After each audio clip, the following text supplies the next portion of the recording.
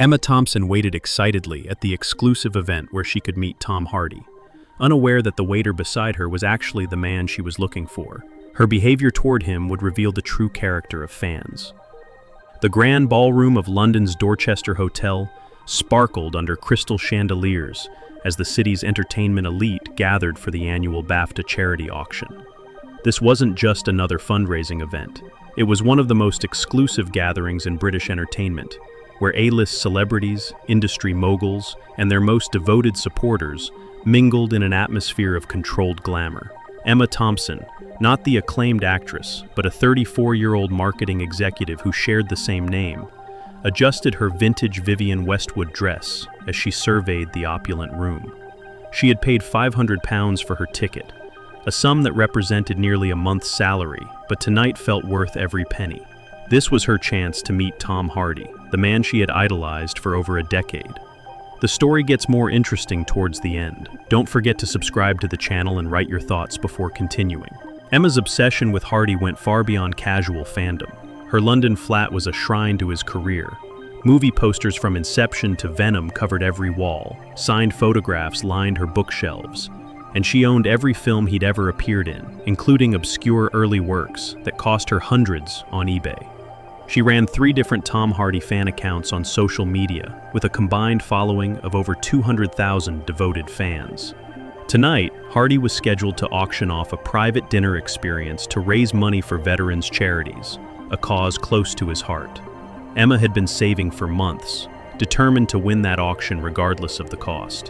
What Emma couldn't possibly know was that Tom Hardy had arrived at the hotel 3 hours early, not as a guest, but as part of the catering staff.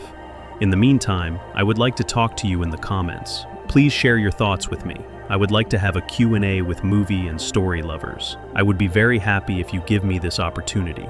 Hardy stood in the service corridor, adjusting the black bow tie of his waiter's uniform, while makeup artists applied subtle prosthetics to alter his facial structure.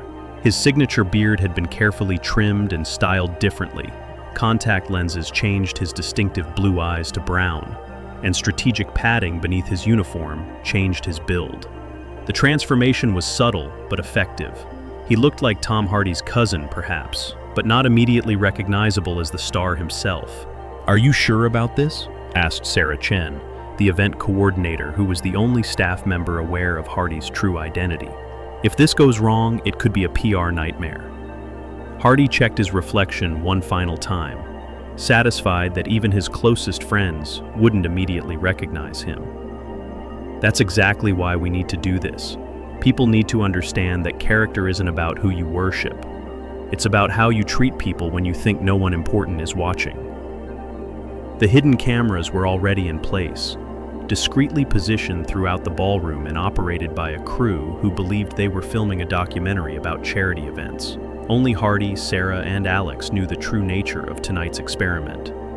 As guests began arriving, Hardy took his position among the service staff, carrying trays of champagne and canapes while observing the intricate social dynamics of celebrity culture in action. Emma arrived fashionably late, her excitement barely contained as she scanned the room for any sign of Hardy. She had studied every photograph of him, memorized his mannerisms from countless interviews, and could probably identify him from across a crowded room. Or, so she believed. Hardy watched Emma's entrance with professional interest. She was clearly one of the fans. He could spot them immediately by their nervous energy, designer outfits purchased specifically for events like this, and the way their eyes constantly swept the room searching for their target. "Excuse me," Emma said sharply, as Hardy passed near her with a tray of champagne. "These glasses have water spots. This is supposed to be a high-class event." Hardy paused, looking down at the perfectly clean glasses that had been polished moments before. "I apologize, madam. Would you like me to get you a fresh glass?" Emma sighed dramatically, as if dealing with incompetent staff was an exhausting burden. "Obviously, and make sure it's properly cleaned this time. I didn't pay £500 to drink from dirty glasses." "Of course," Hardy replied, maintaining perfect composure while internally noting Emma's immediate shift to condescension when addressing someone she perceived as beneath her social status. As Hardy moved away, Emma turned to her friend Jessica, a fellow Hardy fan who had accompanied her to the event. "The staff here is terrible. You'd think they'd hire better people for an event with actual celebrities." Jessica nodded sympathetically. "I know, right? I mean, Tom Hardy is going to be here. They should at least pretend to have standards." Hardy returned with a fresh glass, setting it carefully on the cocktail table beside Emma. She took it without acknowledgement, her attention already focused on searching the crowd for celebrities. "Has anyone seen Tom Hardy yet?" Emma asked loudly, not caring that her voice carried to nearby guests and staff. "I've been waiting hours." A fellow guest, an older gentleman in an expensive tuxedo, leaned over. "I believe he's expected around 9 o'clock for the auction portion." Emma checked her phone. 8:15 p.m. 45 more minutes of enduring ordinary people when all she wanted was her moment with Hardy. As the evening progressed, Hardy continued observing Emma's behavior while performing his duties flawlessly. Every interaction revealed more about her character. She snapped at servers who weren't fast enough, complained loudly about the temperature and lighting, and treated support staff as invisible obstacles rather than human beings. When a young waitress accidentally brushed against Emma's dress while navigating the crowded room, Emma's reaction was swift and harsh. "Watch where you're going," Emma hissed, examining her dress for any damage. "This is designer, not something you could afford to replace." The waitress, a university student working part-time to pay for her education, flushed red with embarrassment. "I'm so sorry, I didn't mean—" "Just be more careful," Emma interrupted dismissively. "Some of us actually belong here." Hardy, who had witnessed the entire exchange, approached the distraught waitress in the service corridor during a brief break. "Don't let her get to you," he said gently. "You're doing a great job tonight." The waitress looked up gratefully. "Thanks. I'm just nervous. I've never worked an event this fancy before." "Everyone starts somewhere," Hardy replied. "The measure of a person isn't where they are in life, it's how they treat people along the way." Back in the ballroom, Emma had positioned herself strategically near the stage, where Hardy would appear for the auction. She had reapplied her lipstick, adjusted her dress, and rehearsed what she would say during their inevitable meeting. "I can't believe I'm finally going to meet him," she told Jessica excitedly. "I've been dreaming about this for years. I'm his biggest fan. I know everything about him."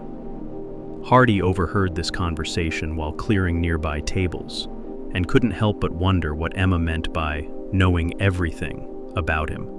Did she know about his struggles with addiction in his youth? His quiet philanthropy work that he kept private? The way he treated his mother's nurses during her final illness?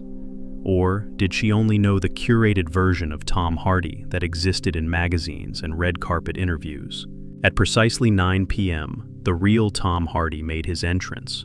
Or rather, an actor hired to portray him did. This was the final component of Hardy's experiment, having a professional impersonator take his place while he remained disguised among the staff. The impersonator was remarkably good, having studied Hardy's mannerisms and speech patterns extensively. Unless someone knew Hardy intimately, the deception would be nearly impossible to detect. Emma's reaction was instant and dramatic. She gasped audibly, clutched Jessica's arm, and began hyperventilating with excitement. "Oh my God, that's him. That's actually Tom Hardy," she squealed, loud enough to draw attention from across the room. Hardy watched with fascination as Emma transformed before his eyes. The sharp, demanding woman, who had berated staff members all evening, suddenly became breathless and submissive, her entire demeanor shifting as she stared at the man she believed to be her idol. The impersonator took the stage to begin the auction portion of the evening, playing his role perfectly. Emma hung on every word, laughing at jokes that weren't particularly funny, and gasping at anecdotes she'd probably heard in previous interviews. "Ladies and gentlemen," the impersonator announced in Hardy's distinctive voice, "tonight we're auctioning a private dinner experience with me, with all proceeds going to Help for Heroes, supporting our veterans." Emma's hand shot up immediately as bidding began at £1,000. She was prepared to spend her life savings if necessary. The bidding escalated quickly. £2,000, £5,000, £8,000. Emma matched every bid with desperate determination, her face growing flushed as the numbers climbed beyond her original budget. At £12,000, most bidders dropped out. Only Emma and a wealthy businessman remained. £15,000, Emma called out, her voice cracking slightly.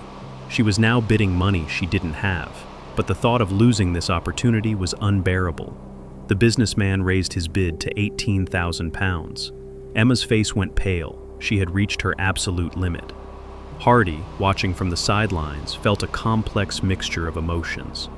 Emma's devotion was genuine, but so was her cruelty toward people she deemed unimportant.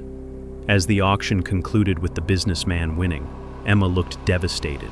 Tears began forming in her eyes as her dream of meeting Hardy slipped away. It was then that Hardy made his decision. He approached Emma's table during the brief intermission. "Excuse me, miss," he said quietly. "I couldn't help but notice you were bidding on the dinner experience." Emma looked up at him with irritation, clearly not wanting to be bothered by staff during her emotional moment. "What about it?" "Well," Hardy continued, "I happened to overhear Mr. Hardy speaking with the event coordinator. There might be a possibility of arranging a brief meet and greet for dedicated fans who couldn't afford the auction." Emma's demeanor changed instantly. "Really? Do you think you could arrange that?" "I could certainly ask," Hardy said, "though I should mention, Mr. Hardy values kindness above all else. He tends to spend more time with fans who treat everyone with respect."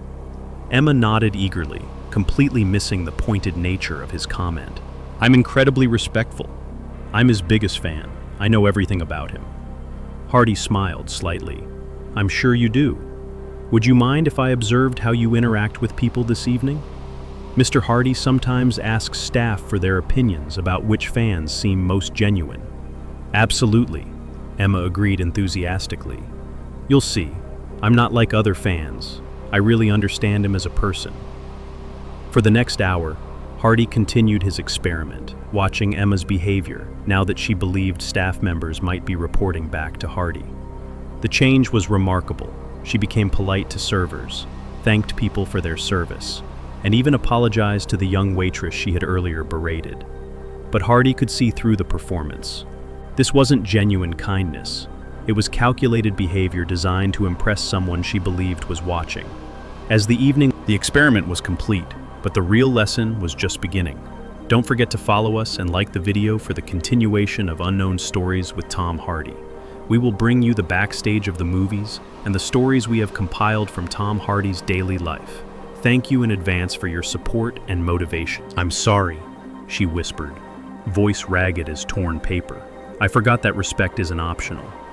Hardy's expression softened, but he didn't let her off the hook. "Sorry is a start.